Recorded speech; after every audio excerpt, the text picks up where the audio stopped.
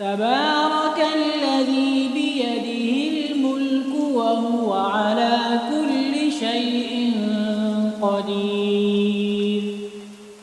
الذي خلق الموت والحياة ليبلوكم أيكم أحسن عملا وهو العزيز الغفور الذي خلق 7 سماوات طباقا ما ترى في خلق الرحمن من تفاوت فارجع البصر هل ترى من فطور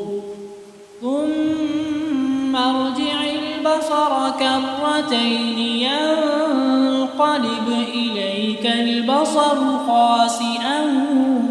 وهو حسير ولقد زينا السماء الدنيا بمصابيح وجعلناها رجوما للشياطين وأعتدنا لهم عذاب السعير وللذين كفروا بربهم عذاب جهنم وبئس المصير إذا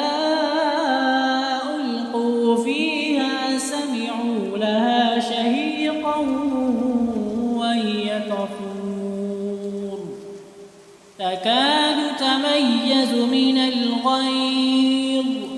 كلما ألقي فيها فوج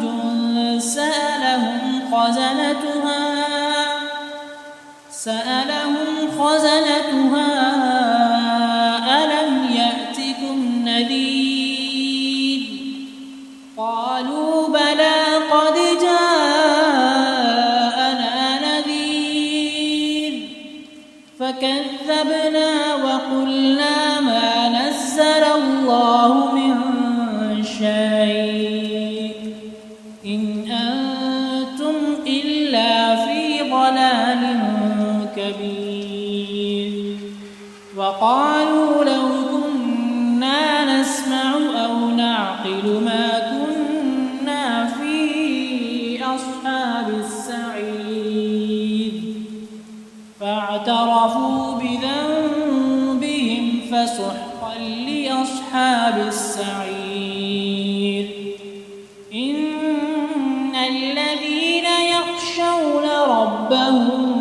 بالغيب لهم مغفرة وأجر كبير وأسروا قولكم أو اجهروا به إنه عليم بذات الصدور ألا يعلم من خلق وهو اللطيف الخبير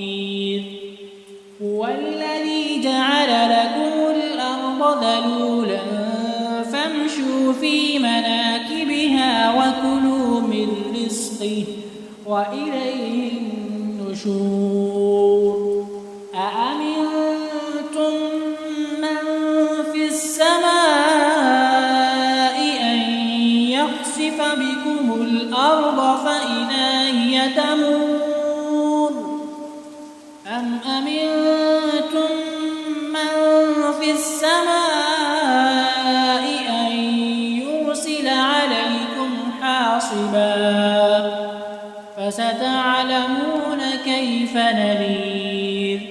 ولقد كذب الذين من قبلهم فكيف كان نكير أولم يروا إلى الطير فوقهم صافات ويقبض ما يمسكهن إلا الرحمن إنه بكل شيء بصير أمن هذا الذي هو جند لكم ينصرون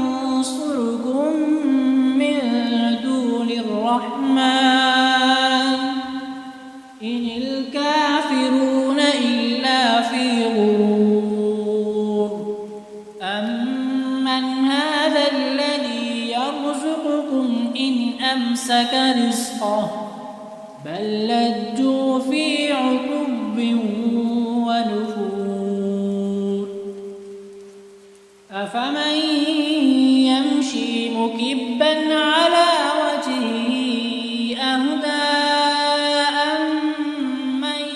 يمشي سويا على وجهه أهدى أمن يمشي سويا على صراط مستقيم قل هو الذي أنشأكم وجعل لكم السمع والأبصار والأفئدة قليلا ما تشكرون قل هو الذي ذرأكم في الأرض وإليه تحشرون ويقولون متى هذا الوعد إن كنتم صادقين قل إنما العلم عند الله وإنما أنا نذير مبين فلما رأوه زلفة سيئت وجوه الذين كفروا وقيل هذا الذي كنتم به تدعون قل أرأيتم إن أهلكني الله ومن معي أو رحمنا فمن يجير الكافرين من عذاب أليم قل هو الرحمن آمنا به وعليه توكلنا فستعلمون من هو في ضلال مبين قل أرأيتم إن أصبح ماؤكم غورا فمن